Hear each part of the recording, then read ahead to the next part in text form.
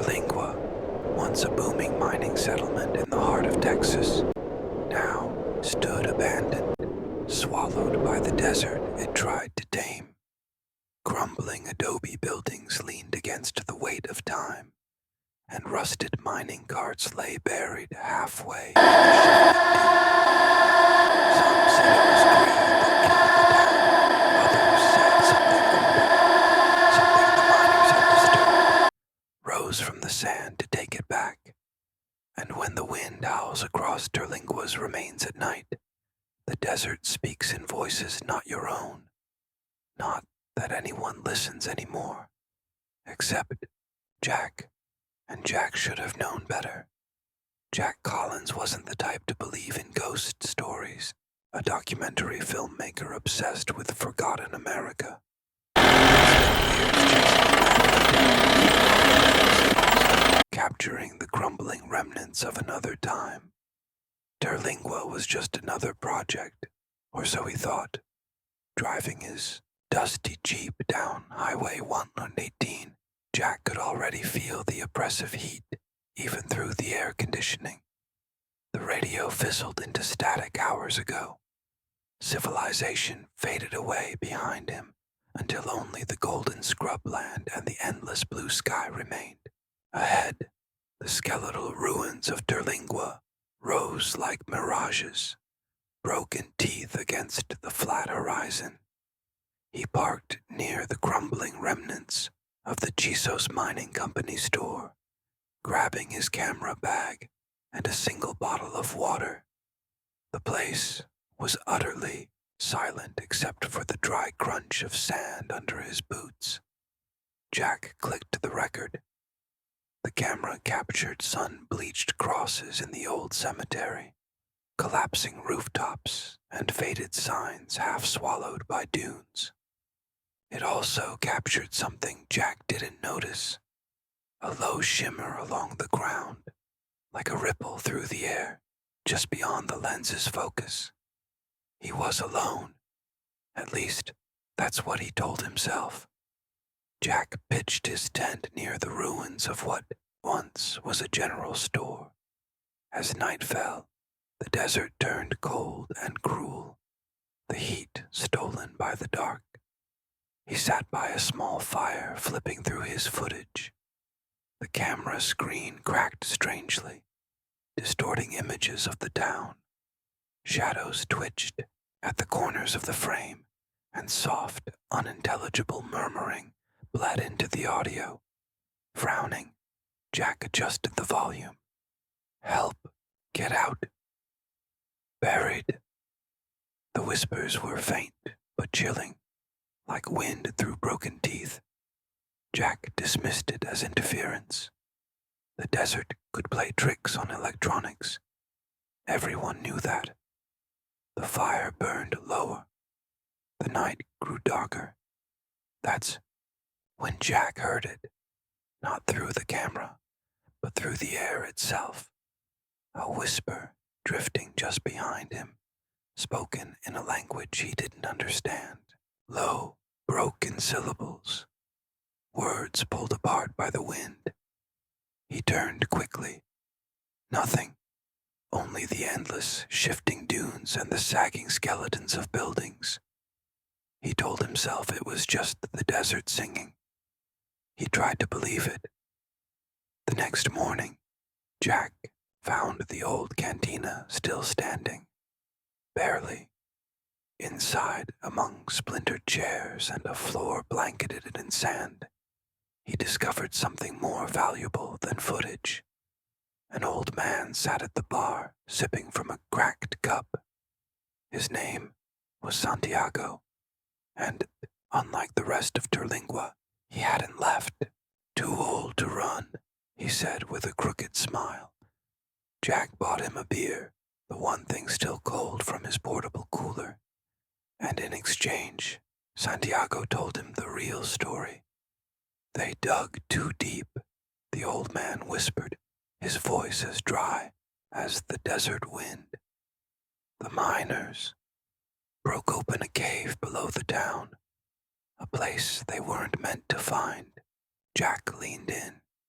They found bones, old bones, and something else, something that wasn't dead. What happened? Santiago chuckled, the sound hollow. They woke it. It didn't like being disturbed. First came the accidents, the disappearances. Then the sand started whispering, telling folks secrets they shouldn't know, offering them things they should not take. And the town emptied out, Jack asked. No, Santiago said, leaning closer. The town got swallowed. He pointed toward the endless desert. Not everyone you see is alive out there. Jack laughed nervously. He shouldn't have. That night, Jack couldn't sleep. The desert seemed alive, breathing, pulsing under his thin tent walls. Every gust of wind brought whispers curling into his ears, half promises, half threats. At 3:17 a.m., Jack heard a new sound. Footsteps. Soft, dragging footsteps. Moving around his tent, he grabbed his flashlight and unzipped the flap, but found nothing outside except his own fading footprints. But there, leading away into the dunes, were new footprints, fresh ones, barefoot, deeply pressed into the sand.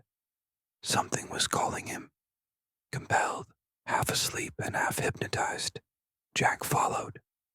The footprints led him far from the ruins, into a part of the desert where the moonlight seemed to flicker, where the sand moved in unnatural patterns.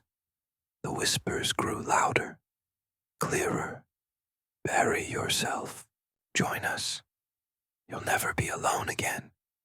He stumbled upon a depression in the sand, a wide, shallow pit lined with bones. Human bones, half buried by the wind. At the center of the pit stood a figure.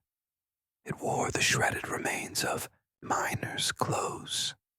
Its skin was blistered and gray, its mouth stitched shut with brittle sinew. Where eyes should have been, there were only empty sockets that still somehow watched him. Jack stumbled backward, but the sand shifted beneath him like quicksand. Hands reached up, bone-white hands with broken nails, grabbing, pulling, whispering. The desert itself wanted him. He screamed, but the sound was swallowed by the sand. When Jack awoke, he was lying half-buried in the shallow grave. His camera was gone. His water bottle shattered. The sun was punishingly hot above him. No footsteps around him. No civilization in sight. He staggered to his feet and wandered disoriented for hours. Every direction looked the same. Endless dunes, endless silence. Except for the whispers. They were constant now. Clear, mocking. You're ours now. You heard us. You listened. Thirst clawed at Jack's throat. He tried to retrace his steps back to town, but every time he thought he saw the ruins of Terlingua on the horizon, he found only more dunes. Sometimes, out of the corner of his eye, he saw figures, crawling, watching, miners in tattered clothes, their mouths sewn shut, whispering through the stitches. Jack realized the truth. There was no going back. Terlingua wasn't just a ghost town. It was a trap. 3 weeks later, a group of hikers passing through the region found Jack's jeep abandoned near Terlingua's ruins. The engine was dead. His tent was ripped open from the inside. No sign of Jack, only his camera, half buried in the sand. The last footage on it showed Jack wandering into the dunes at night, his flashlight bobbing like a firefly.